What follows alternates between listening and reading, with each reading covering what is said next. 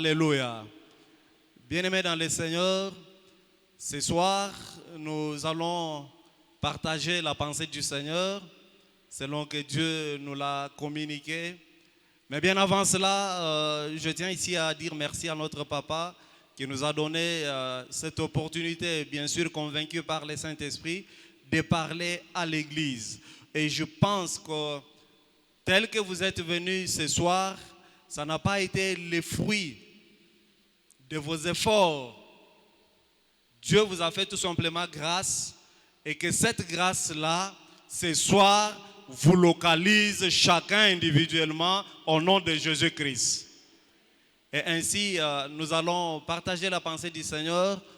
Nous allons dans le livre de 1 Philippiens, le livre de Philippiens, chapitre 1, verset 6. Nous allons lire et nous allons aussi aller dans le livre de Genèse. Nous lirons juste un verset dans le premier chapitre.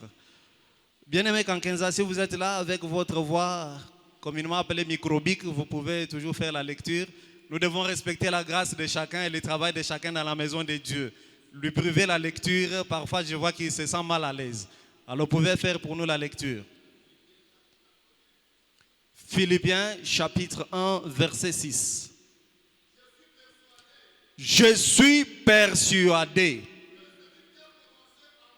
que celui qui a commencé en vous cette bonne œuvre, souligne bien cette bonne œuvre, la rendra parfaite. Il la rendra comment, un instant? Il la rendra comment? Il la rendra comment, s'il vous plaît? Je veux que ça sorte de ta bouche. Prononce-le parce que tu es en train de confesser quelque chose. Il la rendra comment? Ok, on continue. Au commencement, déclare la Bible, Dieu créa les cieux et la terre. Lisez aussi le verset 2. La terre était informe. La Bible déclare bien, la terre était informe et vide. Informe et vide. Il y avait des ténèbres à la surface de l'abîme. Et l'Esprit de Dieu se mouvait au-dessus des eaux. Parole du Seigneur. Alléluia, bien-aimés dans le Seigneur. Bien-aimés dans le Seigneur, partant de ces deux lectures qui se trouvent l'une dans l'Ancien Testament, l'autre dans le Nouveau Testament, nous sommes marqués par deux mots. Et ces deux mots-là sont la charnière de notre message de ce soir. La Bible déclare dans le livre de Genèse qu'au commencement, Dieu créa les cieux et la terre. Et quand nous allons dans Philippiens, l'apôtre Paul est en train de déclarer que je suis persuadé que celui qui a commencé en vous cette bonne œuvre la rendra parfaite pour les jours de Jésus-Christ. Alléluia. Partant de la compréhension de ces deux mots ici, quand on parle du commencement, c'est qu'il y a eu un début. Et le début ne peut le connaître que celui qui a commencé avant ce début-là. Ça paraît un peu, on dirait, philosophique ou un peu beaucoup de mathématiques. Ne peut commencer quelque chose que celui qui a existé avant cette chose-là. Ne peut déclarer une chose évoluant ou parfaite que celui qui sait comment elle va se terminer. Parce que toi, tu peux commencer une chose, ne pas savoir comment ça va se terminer. Toi, tu peux commencer quelque chose et ne pas avoir ne fût-ce que les étincelles sur la manière dont ça va se terminer. Il y a un seul qui connaît le début de tout et il y a un seul qui connaît l'évolution de tout et il y a un seul qui connaît la fin de chaque chose sur cette terre. Et cet homme-là, je te le présente ce soir, c'est notre Dieu, le créateur des cieux et la terre. Alléluia. Bien-aimés dans le Seigneur, Dans ces deux lectures, nous avons beaucoup de questions que j'ai résumées en 3 ou 4 questions, ou même 5 que nous allons nous poser. Et à partir de ces questions-là, nous allons répondre et aussi nous exhorter par rapport à ce que Dieu nous a mis à cœur.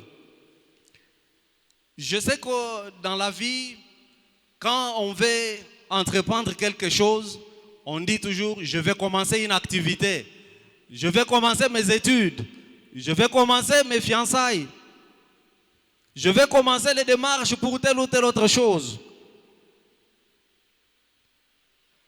Je vais commencer par exemple la fabrication de tel article. Tout ça c'est bien. Ça prouve réellement qu'il y a un commencement. Et tout ce qui existe, quelle que soit sa grandeur, cela a eu un commencement. Commençons par le livre de Genèse. La Bible est en train de déclarer que la terre était informe et vide.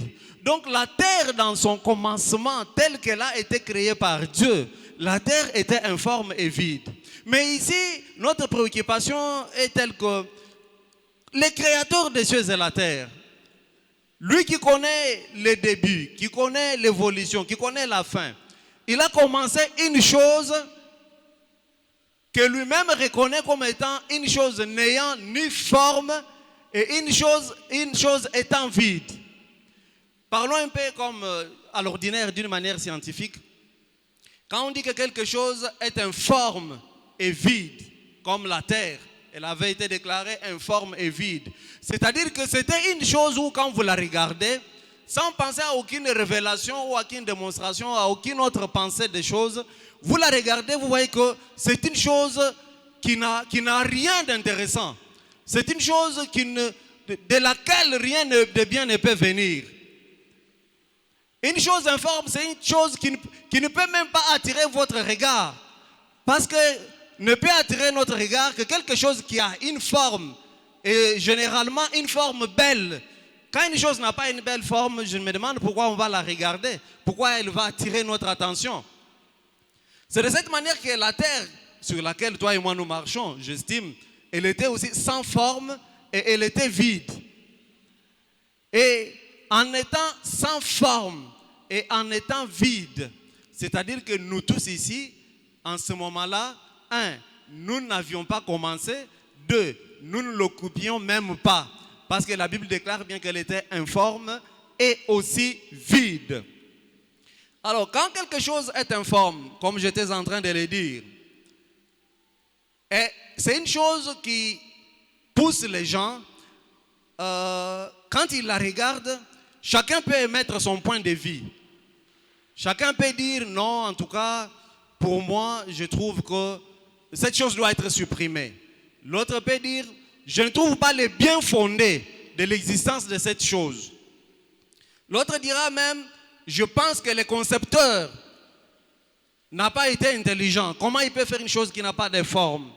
Je pense que l'initiateur n'a pas pensé remplir ou investir dans cette chose afin qu'elle puisse attirer les regards et que tout celui qui voit la chose, qu'il puisse faire de cette chose-là un sujet d'admiration ou un sujet de dissertation en bien, en disant des paroles belles bien sûr, en disant par exemple, non, ça c'est une merveille, ça c'est une chose que nous pouvons exposer, ça c'est une chose que nous pouvons vanter, que nous pouvons présenter.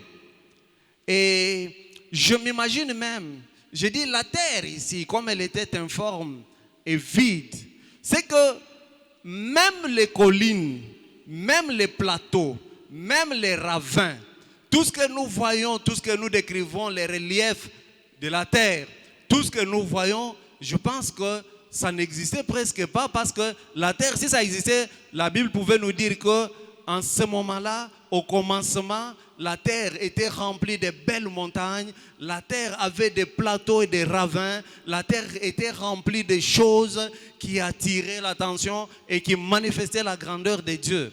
La Bible n'a pas dit ça, la Bible a tout simplement dit que la terre était informe. Et quand nous allons toujours dans la Bible, quand elle déclare que la terre était vide, je comprends aussi que à l'époque, au commencement, tout ce que nous voyons aujourd'hui, qui remplit la terre, ça n'existait pas. Ça existait après que Dieu ait créé les cieux et la terre. Bien-aimés dans le Seigneur, ici, je désire attirer l'attention de quelqu'un.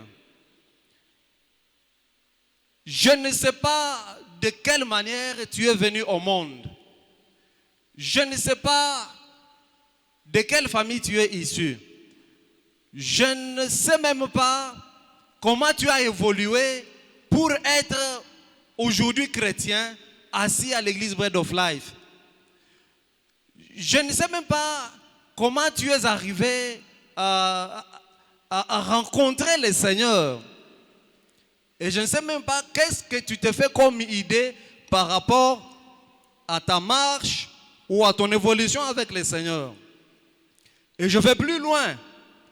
Je ne sais même pas comment tu es en train de t'imaginer ta fin avec le Seigneur ou ta fin dans le Seigneur. Parce que tel que nous sommes assis là, il y a quelqu'un qui est là, qui se dit, bon, je suis là, j'existe, je suis à l'église Bread of Life, mais parfois nous n'avons pas le temps de nous asseoir tranquillement, sans agitation, nous poser la question sur les débuts, sur l'évolution et aussi sur la manière dont nous allons terminer ou finir. C'est pourquoi Paul, lui, très convaincu, il dit, je suis persuadé.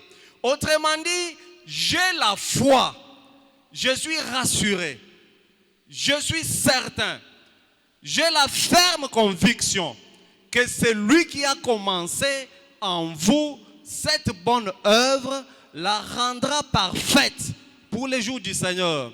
Le Dieu qui a commencé la création, une création décrite ici comme une création sans forme, une création vide, une création qui ne pouvait même pas intéresser l'humanité. C'est ce Dieu-là qui t'a créé aussi. Mais ce qui m'intéresse, bien-aimé dans le Seigneur, aujourd'hui, au moment où nous parlons là, peu importe la manière dont tu as commencé ta vie, peu importe de quelle manière tu es en train de la vivre même en ce moment, pendant que je parle là, quelqu'un d'autre est en train d'imaginer déjà sa suite catastrophique, sa fin. Et il y a des gens qui sont assis ici, là où il est déjà dans son fort intérieur, que pour lui c'est déjà fini. Bien-aimé dans le Seigneur, je t'informe ce soir et je t'apporte la bonne nouvelle. Le Dieu qui a créé les cieux et la terre, le Dieu qui a donné la forme à la terre, le Dieu qui a rempli la terre, bien-aimé, il est aussi ton Dieu ce soir. Ta vie ne va pas se terminer de la manière dont tu es en train de la mener. Ta vie ne va pas se terminer dans la honte. Ta vie ne va pas se terminer dans l'échec. Tu ne vas pas terminer ta vie comme un spectateur ou comme quelqu'un qui est venu accompagner les gens sur cette terre. Le Dieu Tout-Puissant, le Dieu de Bread of Life, le Dieu de Josué Gabin Chinabu, ce Dieu-là donnera aussi la forme à ta vie et ce Dieu-là remplira ta vie de toutes les bénédictions que tu cherches. Alléluia. Alléluia. Bien-aimés, ce que j'aime avec la Bible, parfois elle nous enseigne par des illustrations, des choses simples que nous connaissons et des choses parfois que nous négligeons. Regardez comment, à ce niveau ici, quand nous regardons la manière dont les choses ont commencé, l'existence ou la création plutôt, la manière dont elle a commencé d'une manière faible, d'une manière qui n'était pas aussi vraiment étincelante. C'est aussi de cette manière-là que bon nombre d'entre nous,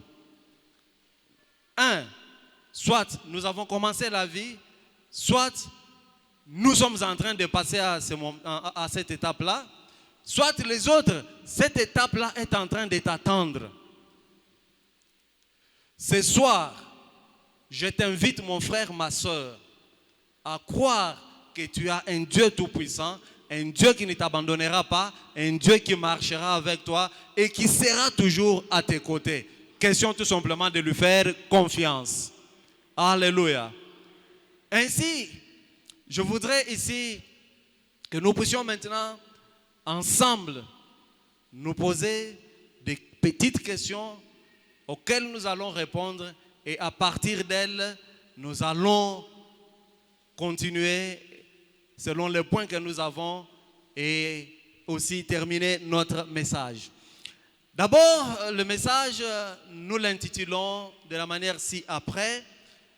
C'est Dieu qui nous rend capables. Alléluia. C'est Dieu qui nous rend capables. Si nous sommes assis ce soir en ces lieux, c'est parce qu'il y a un Dieu qui nous a rendus capables.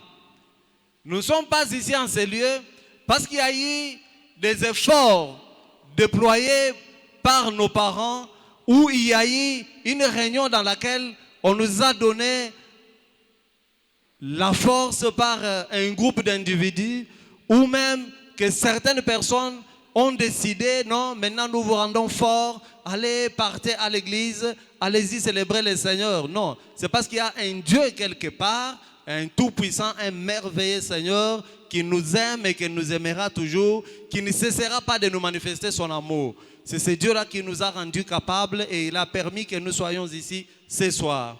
Et ainsi, par rapport à notre lecture, voici la toute première question que nous nous posons, à laquelle nous allons répondre. Qui a commencé quelque chose dans ta vie? Qui a commencé quelque chose dans ta vie? Par rapport à la lecture, comme je venais de vous le dire tantôt, Paul nous dit, je suis persuadé que c'est lui qui a commencé cette bonne œuvre en vous. Et ainsi nous avons une partie de la réponse. Bien-aimés, qu'on monte, qu'on descende, même si nous avons eu des parents, même si nous continuons à avoir des parents, j'ai beaucoup de respect pour les parents. Je ne doute pas du fait qu'ils soient nos géniteurs. Ils sont nos géniteurs, je n'en disconviens pas. Mais ils ne sont pas ceux-là qui ont commencé notre existence. Ils ne sont pas ceux-là qui ont décidé de notre venue sur cette terre. Qui a commencé quelque chose dans notre vie? C'est Dieu qui a commencé quelque chose dans notre vie. Et qu'est-ce que Dieu a commencé dans ta vie, mon frère, ma soeur? C'est peut-être la deuxième question à laquelle il faut que tu répondes. Qu'est-ce que Dieu a commencé dans ta vie? Souvent, nous chrétiens, nous avons pris certaines attitudes où nous évitons de réfléchir un peu par moment. Non, Christ ne va pas réfléchir en tout et pour tout à notre place. Christ fera ce qu'il est capable de faire et nous ferons aussi ce en quoi il nous a rendus capables de faire. C'est ainsi que par moment, ne tombons pas dans la distraction. Il est fort possible qu'un homme, qu'il soit chrétien ou païen, qu'il se mette et qu'il commence à se poser des questions. Qu'est-ce que Dieu a commencé avec moi? Parce que païen ou chrétien, tous on a été créés par Dieu. Tu peux te demander qu'est-ce que Dieu a commencé avec moi? Souvent, nous accusons toujours les autres. Ou même nous voyons toujours ce que Dieu a commencé chez les autres.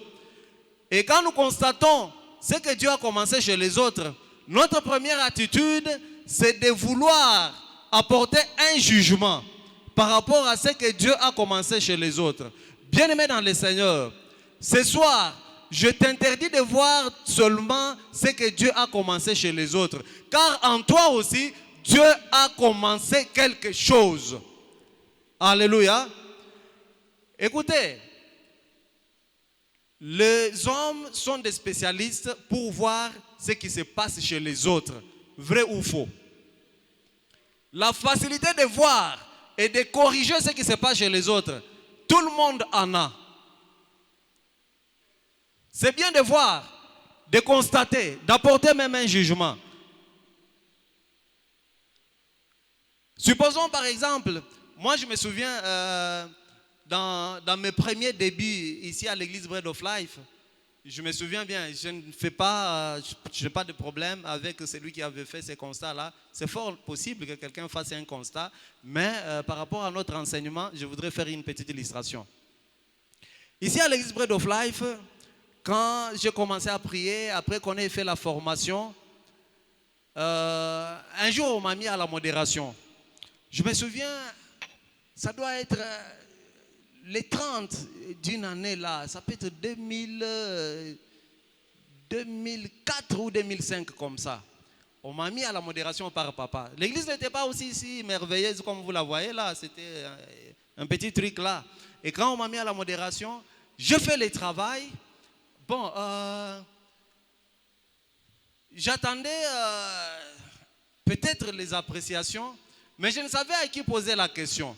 Parce que je n'étais pas plus proche de notre papa. Après la formation, on s'est séparés. Bon, et puis bon. Mais plus tard, j'apprendrai que quelqu'un a dit que non. Qui est-ce que vous nous avez mis à la modération comme ça? Il fait les choses, il parle comme même monsieur l'abbé. Nous sommes des pentecôtistes, on n'a pas besoin de monsieur l'abbé chez nous. Alléluia. Je ne lui tiens pas rigueur, c'est normal. Mais ici, je vais vous dire une chose. Dans la vie, c'est facile de voir ce que l'autre fait et de voir comment ça a commencé et aussi de critiquer. C'est très facile et tout le monde est intelligent pour ça. Mais quand on te prend, on te met dans les mêmes conditions. On te dit maintenant c'est toi. C'est à toi de faire. C'est à toi de commencer aussi. Bien-aimé dans le Seigneur, parfois ce n'est pas toujours facile. Ce n'est pas facile. Ainsi ce soir, voici ce que je vais te dire. Je t'interdis d'avoir cette habitude d'être l'encre correcteur de ce qui se passe dans la vie des autres. Car tu ne sais pas qu'est-ce que Dieu a commencé avec cet homme-là. Et tu ne sais pas où est-ce qu'il va l'amener. Alléluia. Vous voyez une jeune fille commencer les fiançailles. Vous critiquez. Vous dites, mais ce garçon ou cette fille, mais cette fille, quelle est ce fiancé qu'elle a aimé? Ces petits garçons, nous les connaissons, mais ils passent nuit à l'église. Bien-aimé, c'est lui qui passe nuit à l'église aujourd'hui. Demain, tu ne sais pas, c'est lui qui sera peut-être l'homme qui a des concessions dans cette ville et qui a des propriétés. Alléluia. Et cette femme-là, que tu regardes, tu constates, tu dis non, en tout cas, ça ce ne sont pas les genres de filles pour ce genre d'hommes. Mon frère, ma soeur, c'est bien de constater que Ouyou a Chumendele Ouyou. Mais pose quand même la question à celui qui a toujours commencé les choses. Qu'est-ce qu'il veut commencer avec ces deux-là? Quel est le projet qu'il a avec eux? Ce soir, mon frère, ma soeur, si cela était devenu ton habitude, je te conseille, prie même Dieu, qu'il commence à t'empêcher d'être l'inspecteur, d'être celui qui contrôle pour voir qu'est-ce que Dieu a commencé ou qu'est-ce qu'il fait avec tel. Parce que quand Dieu fait son travail, il le fait en secret. Et en faisant le travail en secret, il nous prive, nous autres, de voir comment il va cheminer et comment il va terminer. Et il le fait pour quelle raison? C'est pour nous empêcher, nous les humains. Parce que l'homme dans sa vraie nature, en réalité, surtout l'homme africain, je ne vais pas exagérer en disant surtout l'homme congolais. L'homme, sa nature, elle est très compliquée. L'homme est caractérisé, franchement, par la mauvaise foi. Alors, je ne sais pas, je n'ai jamais été en dehors du pays chez les Blancs pour savoir est-ce qu'ils sont aussi comme ça ou c'est seulement nous et c'est notre particularité. Et ce que moi je te demande ce soir, mon frère, ma soeur, fais l'effort, bats-toi. Si c'était devenu comme un mode de vie, dis à Dieu, Seigneur, enlève en moi les pensées qui me poussent toujours à voir chez les autres qu'est-ce que tu fais avec eux, comment tu es en train de les faire. Enlève en moi ces pensées-là, que je sois aussi capable, de constater ce que tu as commencé avec moi et de faire confiance à toi qui commence, parce que ce que tu commences avec moi, je suis aussi persuadé que cela arrivera à la perfection. Alléluia. Alléluia. Vous savez, dans la vie, comme je venais de le dire là, si à l'époque, Notre papa avait par exemple pris la décision, il a dit, bon, comme on est venu parler de ses frères dans ses faibles débits, on est venu dire par exemple que, il a modéré les cultes comme M. l'abbé, c'est juste là. À l'époque, bien sûr. Je pense que papa pouvait dire, bon, si tel est le cas, je pense qu'il faut qu'on écarte ses frères carrément. Bien aimé, je ne dis pas ça comme pour dire que le fait que je sois maintenu, cela a fait de moi un super héros. Non, oui ou non. Moi, ce que j'ai aimé, c'est que, en dépit des constats que les hommes ont faits, il y a eu aussi un homme inspiré par Dieu. Et cet homme-là, il m'a donné la possibilité de continuer à aimer les choses de Dieu et de continuer à m'accrocher à celles-ci. Toi aussi dans ta vie, mon frère, ma soeur, même si les détracteurs, ces gens-là qui ont l'habitude de décourager les autres, s'ils constatent ce que tu fais et qu'ils ont un jugement, et ce jugement-là te parvient, mon frère, ma soeur, n'écoute pas les paroles des hommes de ce monde, car ils ont toujours la facilité de parler. Et ils ne parleront jamais en bien. Ils parleront toujours de manière à te décourager. Ils ne parleront pas de manière à t'encourager. Et d'ailleurs, ton voisin là, si seulement Dieu lui révèle qu'en partant d'ici, Dieu va te donner $1 million ou même 10 millions de dollars. Tout ce qu'il peut faire, c'est quoi? En dehors du fait de faire l'hypocrisie et te déclarer son amitié, s'il est de très mauvaise foi, comme tout Africain qui se respecte, qu'est-ce qu'il peut faire? Il peut même aller négocier avec les bandits pour qu'on vienne t'arracher cet argent-là. Alléluia. Alors, la question de savoir ce que Dieu a commencé avec nous, c'est une question que nous devons nous poser en permanence. Tu es venu dans la maison de Dieu, tu as donné ta vie à Christ, mais tu dois savoir qu'est-ce que Dieu va faire avec toi. C'est peut-être l'examen que tu dois à chaque fois dans ta vie faire.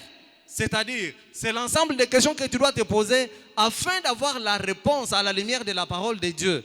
Pour savoir, Dieu t'a créé. Est-ce qu'il t'a créé par hasard?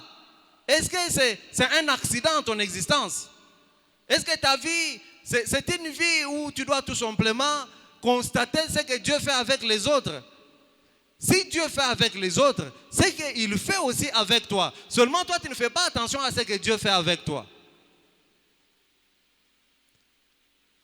J'ai toujours pris ça, vous voyez, chez les mamans. Quand une femme va au salon, elle se fait coiffer bien. Vous verrez qu'il y a une autre femme qui va la regarder et elle apprécie même. Elle demande à ce qu'elle ait aussi le même modèle. Même la couture. Les mamans sont spécialistes dans ça. Excusez-moi très chère maman, je n'ai pas de problème avec vous. Je suis en train juste d'enseigner, ce sont les exemples qui me viennent en tête. Vous pouvez voir une maman qui est habillée en camisole, communément appelée ribaya, et une autre maman peut facilement la suivre avec beaucoup de courage. Comment je peux avoir ça? Ah non, on a un téléphone d'ailleurs, tourné, pap, on a tourné, pap, devant, derrière, elle prend le modèle. Et je pense que c'est de cette manière que beaucoup de gens se comportent. Au lieu de voir ce qui est en vous, vous avez la facilité de voir ce qui est chez les autres. Tout simplement parce que vous avez l'habitude de vouloir vous intéresser, savoir pourquoi lui est comme ça, pourquoi lui haït ceci, pourquoi lui haït cela. Bien-aimé, ce soir, en toi, il y a quelque chose que Dieu a commencé. Même si jusqu'ici, nous les humains, nous ne voyons rien. Mais Dieu, le Tout-Puissant, le Créateur, qui t'a envoyé sur cette terre, il a quelque chose qu'il a commencé en toi. Même si à ce jour ici, quand nous te regardons, tu n'as pas de forme. Bien-aimé, je te renvoie à l'illustration de la terre. La terre aujourd'hui que tu apprécies, la terre sur laquelle nous marchons. Cette terre, la Bible la déclare comme une terre qui était informe. C'est une chose qui n'avait aucune forme. Aucune forme ne pouvait t'intéresser. Et la Bible déclare même qu'elle était vide. Quand quelque chose est vide, elle est vide. C'est-à-dire qu'il n'y avait rien qui la remplissait. De même toi aussi mon frère, ma soeur. Ce soir quand nous te regardons, tu es vide et j'ajoute même tu es nul. Peu importe, même si nous te voyons vide, même si nous te voyons nul, le Dieu qui t'a créé, il voit en toi la vie, il voit en toi la réussite, il voit en toi la réussite, il voit en toi le succès, il voit en toi la bénédiction, il voit en toi des nations. Ne te décourage pas, ne regarde pas seulement chez les autres, car en toi, il y a quelque chose que Dieu a commencé. Et maintenant, quelle est cette chose-là que Dieu a commencé en toi? La Bible dit, par rapport à la lecture que nous venions de faire, Paul déclare que cette bonne œuvre que Dieu a commencée en vous, il la rendra parfaite. Ici, je note qu'en chacun de nous, Dieu a commencé une bonne œuvre. Et quelle est cette bonne œuvre-là? C'est la question que tu te poses. Quelle est cette bonne œuvre que Dieu a commencé avec toi? Parce que la question a été posée, qu'est-ce que Dieu a commencé? Il a bien sûr commencé quelque chose avec chacun d'entre nous. Et la Bible nous précise bien une bonne chose, une bonne œuvre de la part de notre Seigneur. Notre Dieu, ce n'est pas un Dieu qui tâtonne. Notre Dieu, ce n'est pas un Dieu qui apprend à être Dieu. Ce n'est pas un Dieu qui est comme nous. Nous pouvons mettre les enfants au monde, nous commençons à nous poser des questions. Qu'est-ce que nous pouvons faire pour l'aîné? Ou qu'est-ce que nous pouvons faire pour les deuxièmes? Ou pour les troisièmes? Parfois, nous sommes même dépassés. Même pour aider les enfants à faire les choix des filières scientifiques à suivre, même les choix du mariage. Parfois, nous ne savons pas les faire. Mais il y a un Dieu tout-puissant, un Dieu bon. De la même manière qu'il est bon, c'est de la même manière qu'il a commencé aussi une bonne œuvre en chacun d'entre nous. Et je disais, quelle est cette bonne œuvre-là? À la création, quand Dieu a créé, ayant créé tout, quand vous allez dans les livres de Genèse, toujours au chapitre 1, vous apprendrez toujours, Dieu dit, Dieu vit que cela était bon. Dieu vit que cela était bon. Qu'est-ce qui était bon? C'est qu'il avait lui-même créé. Ici, je te renvoie, mon frère, ma soeur, à la connaissance de ce que tu es. Tu n'es pas venu sur cette terre accidentellement. Il y a un Dieu bon qui t'a envoyé sur cette terre avec la mission. Il y a un Dieu bon qui t'a blindé. C'est pour cette raison-là que depuis que tu es venu sur la terre, les maladies que toi tu souffres, qui ont tué les autres, toi elles ne t'ont pas tué. Parce qu'en toi, le Dieu Tout-Puissant a une bonne œuvre qu'il a placée et c'est par toi que le monde saura que le Dieu qui commence, il est le Dieu aussi qui termine ce qu'il a commencé. Alléluia. Aujourd'hui, regarde bien, il y a les gens de ton âge, plus intelligents que toi. Les gens de ton âge, issus de bonnes familles, par exemple. Ou même si je dois annuler ça, il y a les gens de ton âge. Je prends mon cas personnellement. Nous sommes en 1998. J'avais déjà un ami qui, lui, il connaissait les choses de Dieu sérieusement. Et étant amis, nous lui faisions même confiance. Quand il s'agissait de voyager, nous pouvions nous agenouiller. Nous disions, il prie pour moi. Il prie pour nous. Un ami de même âge et de même génération, même classe. Et là, nous sommes en 5e, 6e des humanités. Mais écoutez, bien aimé dans le Seigneur, cet ami-là, au moment où je vous parle, il est décédé il y a très longtemps.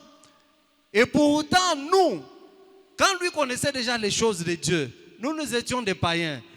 Même quand on s'agenouillait là, c'était l'Esprit de Dieu seulement qui nous poussait, mais on se disait, mais enfin, après tout, c'est un ami, c'est notre ami de tous les jours.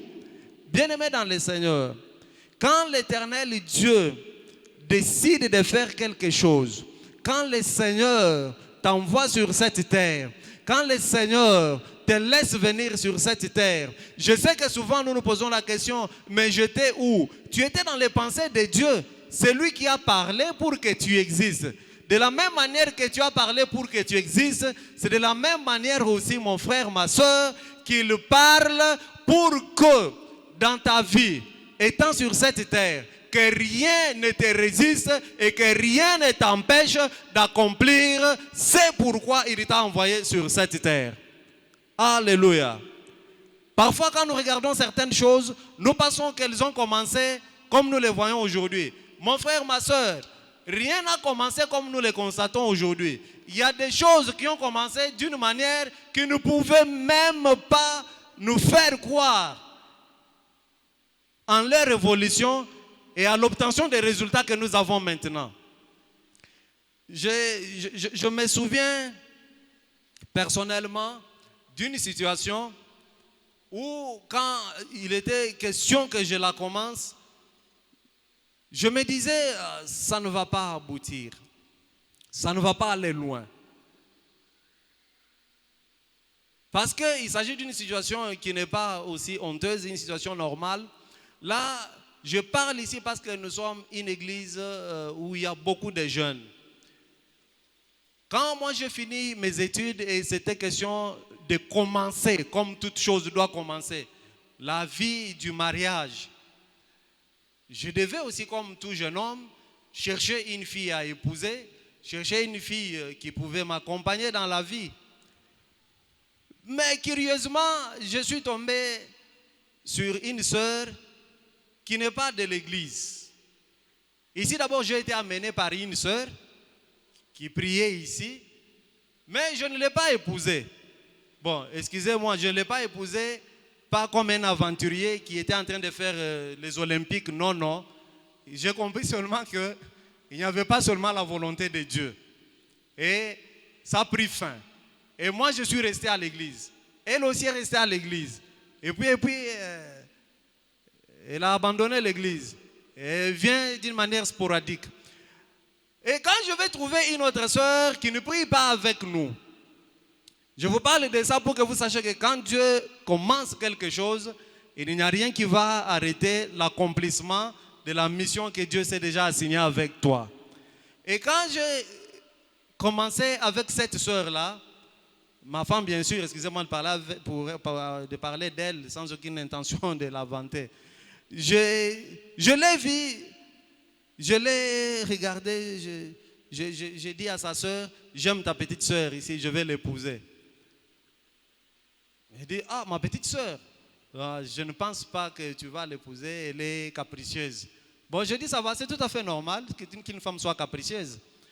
Et quand j'ai eu l'occasion de lui parler ou de parler à ma femme, à l'époque, c'est pas amie ou connaissance, elle m'a donné une réponse qui m'avait choqué et je n'ai jamais cessé de lui rappeler cette réponse-là, pas avec une mauvaise foi, c'est quand on veut plaisanter. Parce que moi je suis trop taquin pour mettre un peu de galerie et aussi rendre les choses un peu faciles pour éviter la tristesse, les soucis et consorts. Alors qu'est-ce qu'elle m'a dit?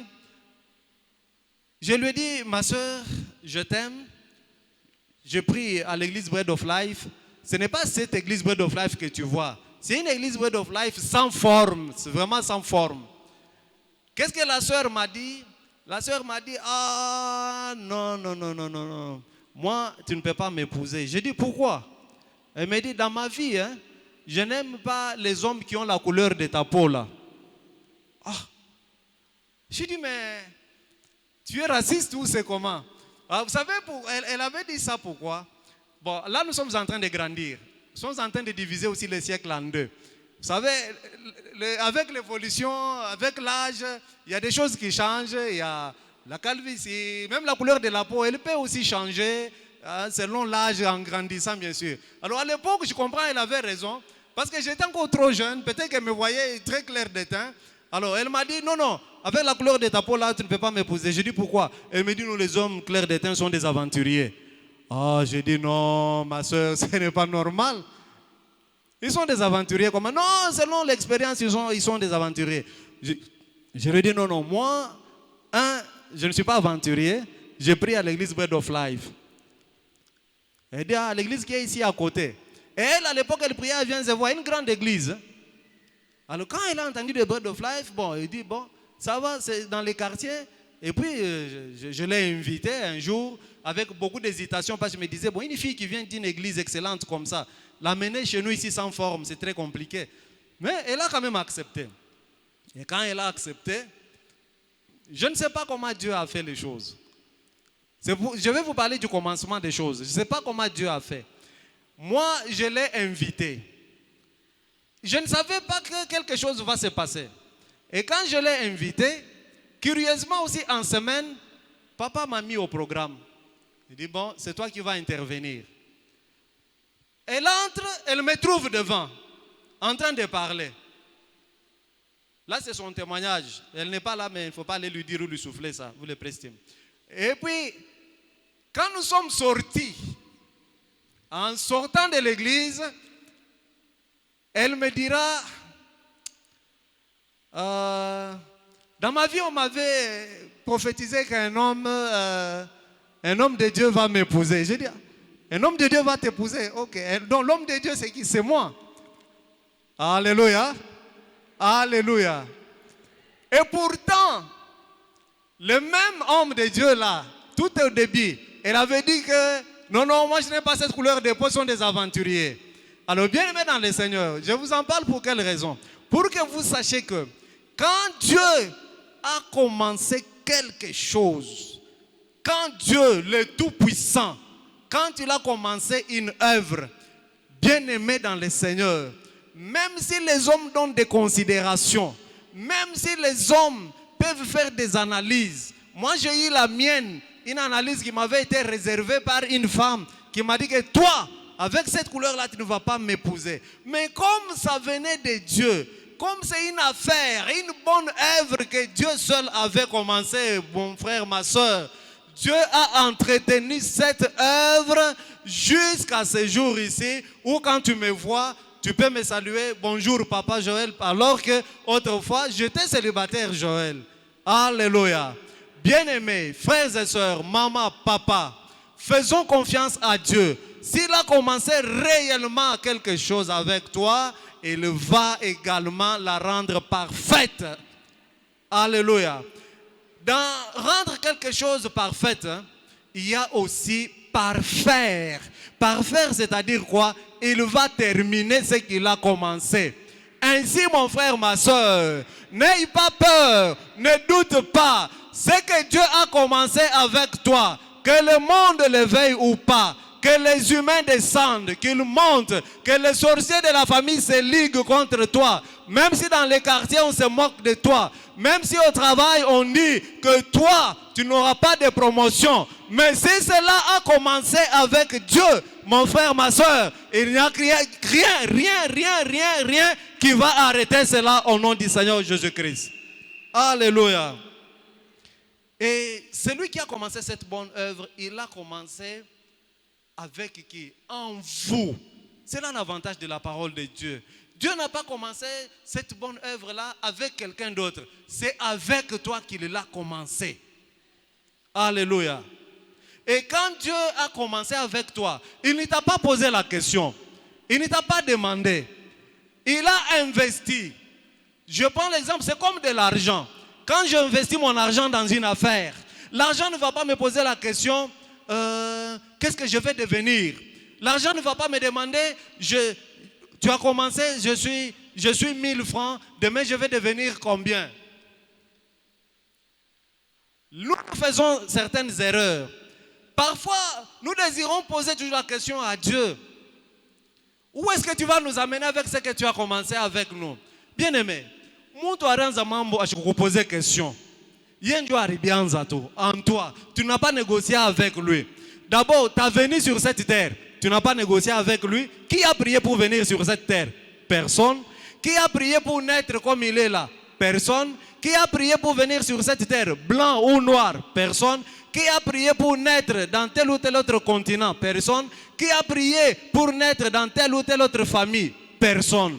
C'est lui qui nous a envoyés dans sa souveraineté, unilatéralement, par sa force et sa puissance sur cette terre. C'est notre Dieu. De la même manière qu'il nous a envoyés sur cette terre, bien-aimés souverainement, dans sa propre volonté, c'est de la même manière aussi qu'il prend soin de nous. C'est de la même manière aussi qu'il nous bénira. C'est de la même manière aussi qu'il combattra pour nous. C'est de la même manière aussi qu'il nous introduira dans notre destinée. Même si le parcours nous présente les obstacles, Bien-aimés, nous avons un Dieu capable de briser les obstacles. Même si nous sommes nés de familles où la sorcellerie est une marque déposée, nous avons un Dieu qui est au-dessus de la sorcellerie. Même si nous sommes nés, mon frère, ma soeur, dans une famille où les femmes ne se sont jamais mariées et n'ont jamais eu d'enfants, nous allons nous marier, nous aurons des enfants. Même si nous sommes nés dans une famille où personne n'a touché des millions de dollars, nous, parce que nous avons commencé avec notre Dieu, nous toucherons aux millions. Pourquoi pas aussi aux milliards? Parce que c'est lui qui a décidé de nous envoyer sur cette terre, c'est notre Dieu. S'il a décidé aussi de nous bénir financièrement, il nous bénira. Rien ne va nous retenir. Je ne veux pas que tu te poses la question de savoir comment ça va se faire. Comment ça va se faire, ce n'est pas ton problème. Marie a posé la même question. Elle a demandé comment cela va-t-il se faire. L'ange pouvait dire, non, je sais que s'il faut que ça se fasse, selon ma pensée à moi, je crois que vous allez vous installer avec Joseph dans une maison et après ça, tu auras un enfant. Mais l'ange inspiré et révélé n'a pas dit cela. Il a dit, la puissance du Saint-Esprit te couvrira.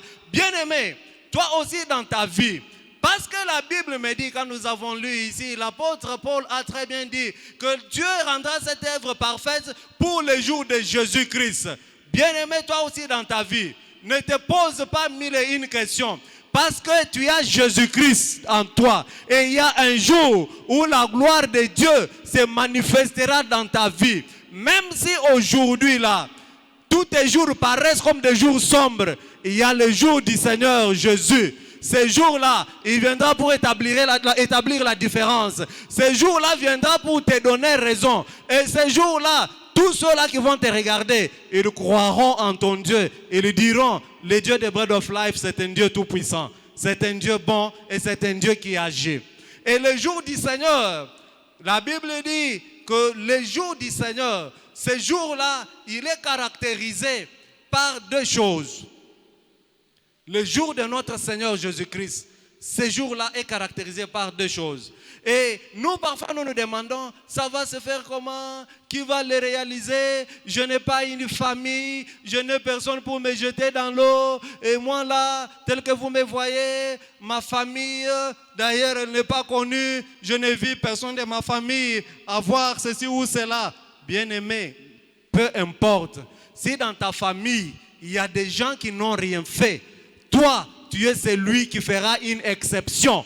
Tu seras une exception. Et dans cette exception-là, tu seras un échantillon. Et l'échantillon, on ne le vend pas. L'échantillon, on le laisse toujours garder dans le magasin pour qu'on sache que ici, cet article existe. Toi aussi, mon frère, ma soeur, dans ta famille, tu seras l'échantillon. Et quiconque regardera ce que Dieu fera avec toi, il croira que dans cette famille, Dieu continuera à faire de grandes choses. Ce soir, mon frère, ma soeur, ne te décourage pas. Ne pense pas que tu es arrivé à la fin de ta vie. Ce n'est pas encore la fin. Même si la souffrance peut te faire croire que bientôt c'est la fin. Même si la maladie peut te faire croire que tu vas mourir bientôt. Tu ne vas pas mourir bientôt. Parce qu'il y a une bonne œuvre que Dieu a commencé avec toi. Et Dieu va t'exposer comme l'échantillon. Je vous dis que l'échantillon, on ne le vend pas. Et toi, quand je dis on ne le vend pas, c'est-à-dire que toi tu ne seras pas touché ni par les sorciers, ni par les hommes de mauvaise foi. Tu seras intouchable et tu seras celui par qui ta famille sera bénie. Tu seras celui par qui ta famille va faire ce qu'elle n'avait jamais fait. Toi, tu seras la référence. On va demander comment ça s'est fait. On dira que non, attention, il y a sa maman, il y a son papa, il y a son grand frère qui avait fait aussi ceci, qui avait fait aussi cela. Alléluia. Vous savez, des fois, quand vous vous mettez dans la famille, vous vous posez la question, qui de notre famille a déjà fait ceci ou cela? Qui de notre famille a déjà réalisé telle ou telle autre chose? Bien-aimé, que ce genre de questions ne vous décourage pas ou ne vous pousse pas à croire que c'est impossible. Car avec notre Dieu, rien n'est impossible. Notre Dieu, c'est un Dieu de grandes choses. C'est un Dieu d'impossibilité. Si dans ta famille, tu penses que personne n'a jamais fait quelque chose, merci, je te conseille de cela. Et je te dis ce soir que toi maintenant, tu es celui par qui Dieu va commencer une chose dans ta famille. Et ce que Dieu va faire dans ta famille, mon frère, ma soeur, même ta famille en question, elle va se demander comment ça s'est fait. Et toi, tu leur diras, c'est tout simplement le Dieu Tout-Puissant, le Dieu en qui j'ai cru. Et pour terminer, j'étais en train de dire que le jour du Seigneur, c'est un jour qui vient toujours avec des surprises. Et c'est un jour qui vient toujours avec des exceptions terribles. Vous savez, le jour du Seigneur est caractérisé par deux choses. Ça, ce n'est pas dans la Bible, mais c'est moi qui te l'ai dit. Ce jour-là est caractérisé par deux choses, deux éléments, mais que nous trouvons dans la Bible. Ce jour-là est caractérisé par deux. Un, ce jour-là est caractérisé par la présence du Saint-Esprit. Vous savez, quand un homme a le Saint-Esprit, même pour prendre la décision, il ne la prend pas d'une manière ordinaire. Il prend la décision orientée et guidée par la puissance du Saint-Esprit. Et quand un homme est caractérisé par le Saint-Esprit, même les choix à faire, que ce soit le choix d'un travail, le choix d'un homme, le choix d'une femme, le choix d'une décision à prendre, quand tu es caractérisé par le Saint-Esprit, tu feras toujours un bon choix. Alléluia. Regarde, bon nombre de décisions de ta part, elles n'ont pas abouti pour quelle raison? Parce que ce sont des choses que tu as fait sous émotion, parce que tu voulais imiter comme ça s'est fait dans la vie de l'autre. Je t'interdis, ne fais pas comme ça s'est passé dans la vie de l'autre. Ne te pose même pas de questions. Le Saint-Esprit, le seul, il va t'orienter, il va te donner le discernement et tu prendras de bonnes décisions et des décisions qui vont t'introduire dans ta destinée. Si le Saint-Esprit ne le fait pas avec toi, il y a un deuxième élément qui va le faire avec toi. Parce que ce deuxième élément-là qui caractérise aussi le jour du Seigneur. Le jour de Jésus-Christ est caractérisé aussi par ce que j'appelle la grâce de notre Dieu. Bien-aimé dans le Seigneur, il y a un homme qui a donné sa vie à la croix pour que nous puissions obtenir la grâce. Ne joue pas avec la grâce. La grâce, mon frère, ma soeur, c'est un élément très important dans notre vie en tant qu'enfant de Dieu. La grâce va t'accompagner. Et quand la grâce t'accompagne, les barrières sur lesquelles on a dit personne ne va passer, toi tu vas passer et les ennemis vont se demander il est passé comment. Ils seront surpris, toi tu es déjà passé et tu es entré. Et la grâce dans ta vie, mon frère, ma soeur, c'est elle qui va confirmer réellement que tu es l'échantillon de ta famille. Est-ce que nous pouvons acclamer le Seigneur? Ainsi, ce soir, je voudrais t'inviter à croire que le Dieu Tout-Puissant qui a commencé quelque chose avec toi, quelle est la première chose qu'il a commencé avec toi? D'abord, il t'a envoyé sur la terre. Il a commencé avec toi quelque chose. Ne te pose pas beaucoup de questions. De la même manière qu'il t'a envoyé sur la terre, c'est de la même manière aussi qu'il va te prendre en charge. Du début jusqu'à la fin de ta vie, il n'y a que Dieu qui te prend en charge. Ne doute pas. Certaines personnes me regardent en disant non, comment Dieu va-t-il me prendre en charge? Mon frère, ma soeur, ne réduis pas l'amour de Dieu ou sa grâce à l'expression des foufous ou des habits. L'amour de Dieu ne peut pas être comparé aux habits, ne peut pas être comparé aux choses que tu vois, les choses qui passent, les choses qui ne t'apportent rien.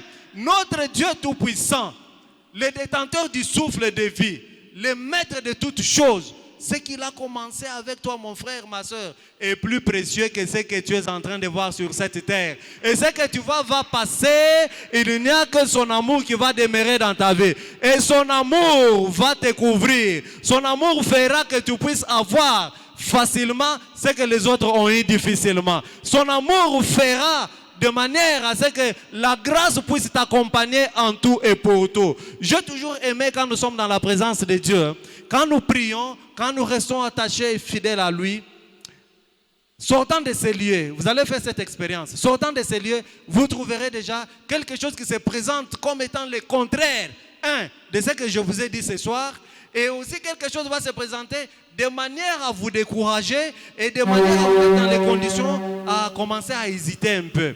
Ce soir, ne doute pas, n'hésite pas. Bien-aimé, même en partant de ces lieux, aie la ferme conviction. Sois persuadé comme Paul nous l'a dit. Je suis persuadé que celui qui a commencé en moi cette bonne œuvre la rendra parfaite pour les jours du Seigneur. Est-ce que nous pouvons acclamer notre Dieu? Parce qu'il est le Dieu qui nous aime et le Dieu qui commence toutes choses dans notre vie. Peu importe ce que je vois, même si ce que je vois ne me donne pas la garantie, j'ai la foi en celui qui a commencé la chose.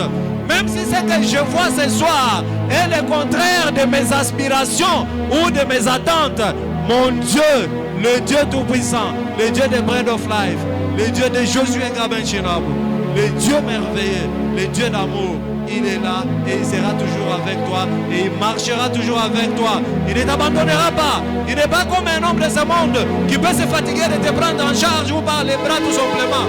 Mon Dieu ne se fatiguera pas de te prendre en charge. Il te prendra en charge, et toi, et tes enfants, et toute ta famille. Et ce soir, je proclame et je déclare, deviens l'échantillon de ta famille dans la réussite. Deviens l'échantillon de ta famille dans les voyages. Deviens l'échantillon de ta famille dans l'obtention de l'argent. Deviens l'échantillon de ta famille dans les grandes choses, dans les bénédictions, dans les grandes surprises. Deviens l'échantillon de ta famille dans l'achat de véhicules. Pourquoi pas aussi des avions? Pour que toutes ces histoires-là. Je ne veux pas que tu te poses des questions de savoir comment ça va se faire.